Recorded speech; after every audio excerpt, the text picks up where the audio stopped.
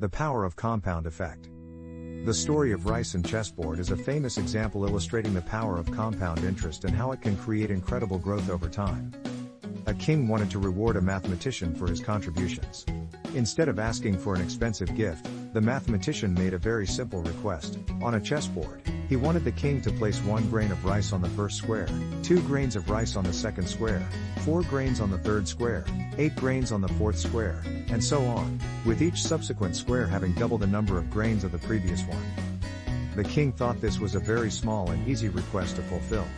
However, after calculating, he realized that the total number of grains of rice required for all 64 squares of the chessboard was an astronomical number.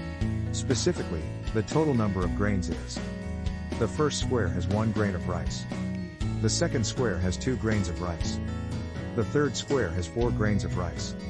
And so on, with each subsequent square having double the grains of the previous one.